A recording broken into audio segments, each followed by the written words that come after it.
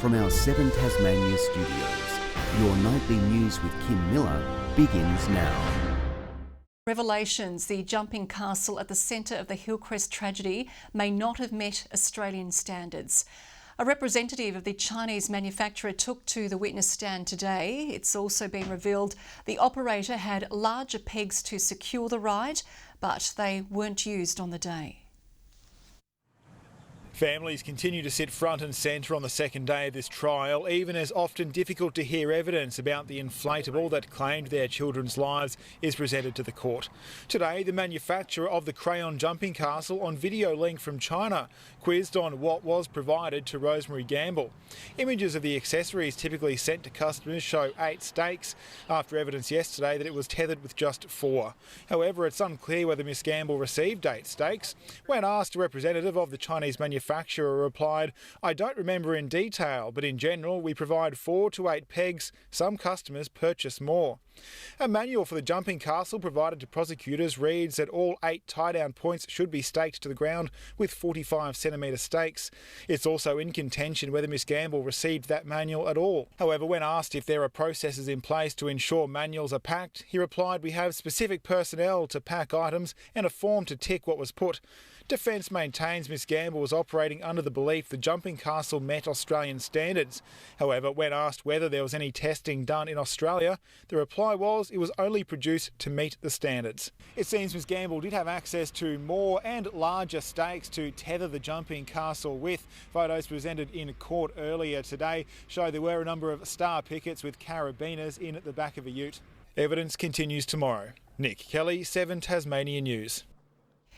The University of Tasmania has finally revealed plans for its future facilities, including a state-of-the-art STEM campus in Sandy Bay. City campuses are also in the pipeline, much to the frustration of some residents who are vowing to continue their fight against the move.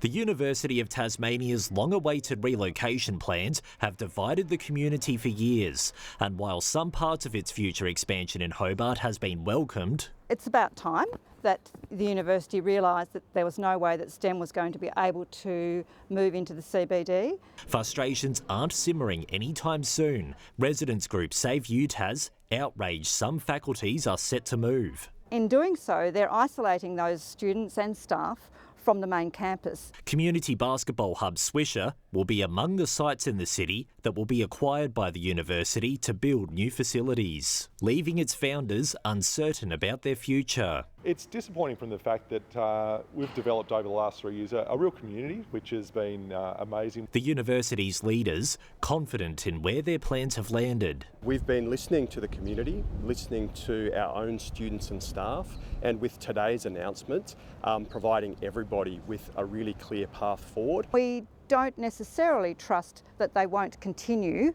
to push others into the CBD as time goes on. With the blueprint on the table, attention is now turning to the uni's unused land.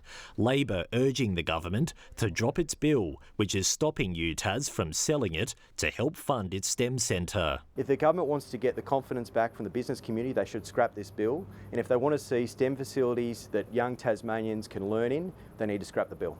But the Innovation Minister doesn't see it that way. Our position has been vindicated. We've got the project. The Sandy Bay STEM campus is important. There's more work to do. We want to see that brought before Parliament. Anthony Dodd, 7 Tasmania News. A Tasmanian woman who admitted causing the death of a tourist in a crash on Good Friday last year has been sentenced to 3.5 years in jail. The Supreme Court heard Storm Cecilia Tianchez had meth and cannabis in her system when the car she was driving veered onto the wrong side of the road at Copping, killing Queensland local Shadari Athri. The 28-year-old sentence is backdated to November 1 last year. She'll be eligible for parole after 21 months behind bars. Police and SES volunteers have spent the day searching the Fortescue Bay area for a Tasmanian man missing for more than a week. 39-year-old Ahmed Hamada's unattended car was discovered there on Monday. He was last seen in Hobart CBD last Tuesday and police hold concerns for his welfare. Anyone who has seen Ahmed or has information about his whereabouts is urged to contact Crime Stoppers.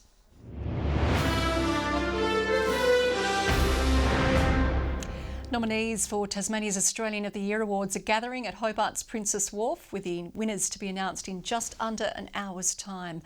For more, we're joined by our reporter Rebecca Gayton-Ayres. And Beck, I assume it's a nervous but exciting night for those nominated. That's right, Kim. Anticipation is certainly building behind me. 16 finalists have been recognised for their dedication to the community and their achievements. Domestic violence survivor and advocate Romany Wake and Olympian Ariane Titmus are just some of the finalists for Young Australian of the Year. Environmentalist Sam Elsom is up for an Australian of the Year nomination, and blood and organ donor advocate Damien Green is a recipient for Local Hero. They're among 137 people being celebrated across all states and territories. 4 of the nominees will go on to represent Tasmania in the National Australian of the Year Awards in January. We'll have the full coverage of tonight's awards for Tasmania in tomorrow's bulletin. Kim? Okay, thanks, Beck. Well, they've been bargaining for pay parity since May, but now a group of embryologists feel like they have been left no choice but to strike for a second time. Their employer, Virtus Health, says it's made various fair and reasonable offers, but workers claim their bosses are using bullying tactics, threatening to dock pay. It might look like a picnic in the park, but for these medical staff, they aren't taking the decision to stop work lightly. We don't want to be here. We prefer to be providing the best service possible. For the second time, the group of embryologists with Tas IVF have walked off the job, claiming their mainland counterparts are being paid on average an extra 10% more. If they're not going to pay people, we're not going to retain people, and then you might have to actually go to Victoria at some point to have IVF, which is another added cost to patients. They claim their employer, Virtus Health, has used scare tactics by threatening to dock their pay for actions such as not responding to emails, changing into required medical scrubs in work time, and not doing minor data entry related to non-urgent pathology. So our members feel like they have no choice but to walk out to send a message. Taking strength from yesterday's result was Saputo workers, who won pay parity after 5 months of striking. I think all Tasmanians should be seeking parity with their mainland colleagues. There shouldn't be a Tasmania tax. It's just not good enough. You shouldn't be paid less because you work in Tasmania for doing the same tasks and the same job. Tas IVF says it's disappointed about the allegations that have been made and that it's put forward multiple offers that are fair and reasonable in line with local market conditions, remaining committed to negotiating in an open and constructive manner. But the workers continue firm in their stance. The workers are united in keeping up the industrial action until the employer comes back to the table and negotiates fairly. And this is sending them a signal that this won't be the last if they don't. Lily Thompson, 7 Tasmania News. Pigeons are a breed of bird which can often ruffle feathers, but Tasmanians who race them say they are misunderstood. One local club has recently welcomed several new members in a sign the unique sport is soaring to new heights. Taking to the skies above Perth, Ron O'Brien's birds all know their way home. Comes round half a circle straight in the loft. You can't beat that feeling. Racing pigeons for more than 40 years, he's raised generations of winners. His favourite, the Snow Queen. She beat the odds to make it home from Victoria. White pigeons are not good because predators spot them easily.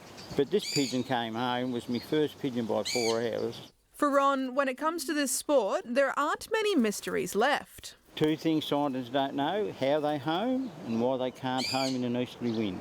Racers release birds from across Bass Strait and record when they make it back to their loft, winging their way at astonishing speed. I won a race from King Island in 2 hours 46 minutes. It flew 71 miles an hour. The sport offering a special kind of camaraderie to participants. Some nights I'm that late home, Vicky said, "Where you been?" I said, "Well, they won't go home." With numbers dwindling in recent years, local clubs are keen to attract new blood to keep the sport alive, offering fresh faces some of their own birds to get them going. Well, you can get on a website and pay thousands of dollars from a stud, or you can go around your mates and see if they'll help you. Racing pigeons are famously fast growing. This little fella hatched just yesterday. By 6 days old, they're almost quadruple the size, and then by 12 days, they're almost fully grown. But that doesn't mean they'll be ready for racing yet.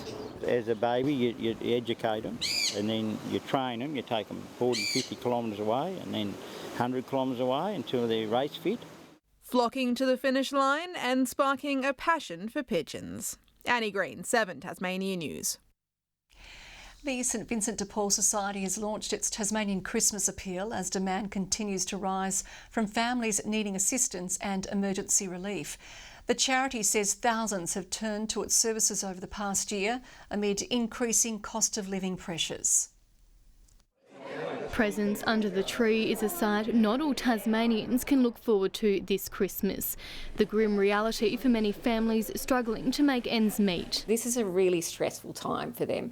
They want to create a Christmas that is filled with happiness, hope and joy. The St Vincent de Paul Society says after 3 years of relentless cost of living pressures, thousands are being driven into poverty and disadvantage. A lot of them are single parents, male or female, with children, 2, 3 maybe, and they're either homeless or they're in threat of being homeless. The charity is doing its bit to help tackle the issue, but say they're being stretched to its limits. A drastic increase in demand.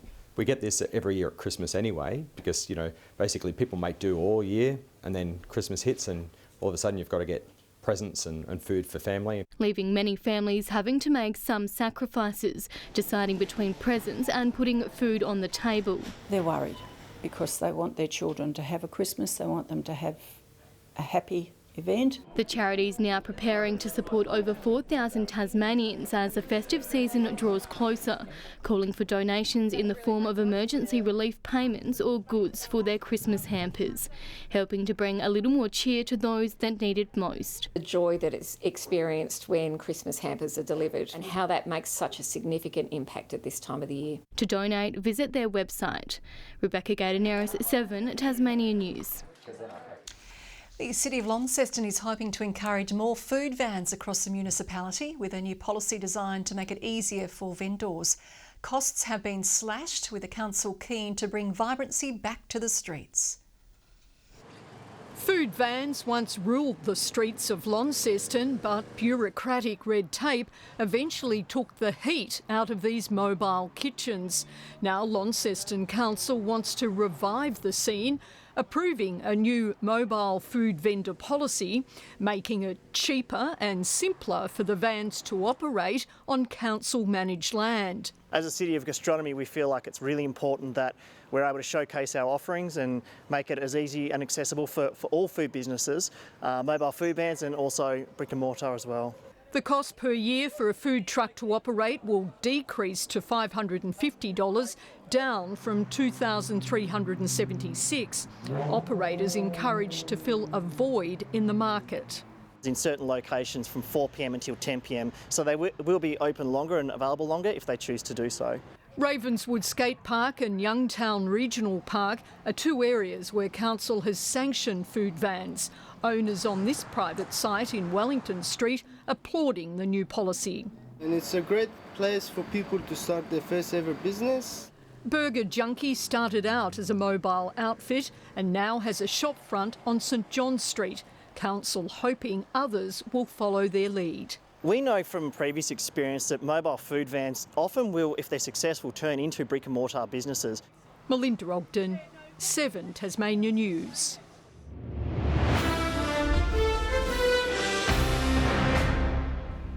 Despite going down to Western Australia in the Sheffield Shield, a silver lining has emerged for the Tassie Tigers in young gun Mitch Owen. The all-rounder belted 83 runs off as many balls in his first innings at Ninja Stadium, stepping up in the absence of Bo Webster, who's away on national duties. Owen is eager to build on his current form. I'd love to be having these knocks and us winning, but personally taking a lot of confidence out of him. Tigers head north to face the Queensland Bulls in Brisbane next week. Good evening. Hobart and Bushy Park our high today with a fairly impressive 30 degrees. Launceston 25 and a cooler 19 in Devonport and Burnie. Some temperatures up to 10 degrees above average. Campania and Ouse 29. Grove and Flinders Island 28. Strawn 26. Friendly Beaches 25. King Island 23 today and St Helens 22. Some low cloud about the southwest. Upper level cloud over the rest of the state pushing through in those strong breezes. Now here's the cloud pattern over the nation. Cloud with the cold front is approaching our west. Cloud is over western New South Wales and South Australia, and the next front is clipping WA. Tomorrow, the front decays to our east as a trough extends over much of the mainland. A cold front is over the Southern Ocean, deep south. Winds northwest to southwest at 10 to 20 knots, easing in the east before tending northeast-southeasterly during the day. We have a strong wind warning in the south from Tasman Island around to Low Rocky Point. Hobart tomorrow, heading for 20 and partly cloudy. A possible shower for Cygnet, just a 40% chance, 19 the high and 21 for New Norfolk. Launceston, a high tomorrow of 22 and mostly sunny. Devonport 18. Just a chance of a shower for Campbelltown, 21 the maximum. Burnie tomorrow 19, a shower for Strawn 17, 19 the top for Smithton. St Helens tomorrow, a high of 17 degrees with a possible shower, 19 for Swansea, the chance of a shower for Fingal and 20 the maximum. On Friday, showers statewide, contracting to the west and far south in the afternoon, winds becoming gusty westerly and easing on Saturday. However, a shower still expected over the Bass Strait Islands and the west, and on Sunday an early shower in the west with fine weather elsewhere as winds tend light southwesterly. Partly cloudy in Perth, showers clearing from Adelaide, a shower or two in Melbourne tomorrow, showers increasing in Sydney, a top of 29 there, sunny and 33 for Brisbane. Sunny in Hobart at the moment, 18 degrees. Launceston, partly cloudy and 20 and mostly cloudy in Devonport, 17. Pardon me, Kim, I don't know if it's hard to swallow that the election result in the US came through so quickly. Maybe it is, or maybe you just need a glass of water. And that wraps up your news on what has been an extraordinary day in US politics. We'll have updates locally later, including the Tasmanian Australian of the Year announcement. Thanks for joining us. Good night.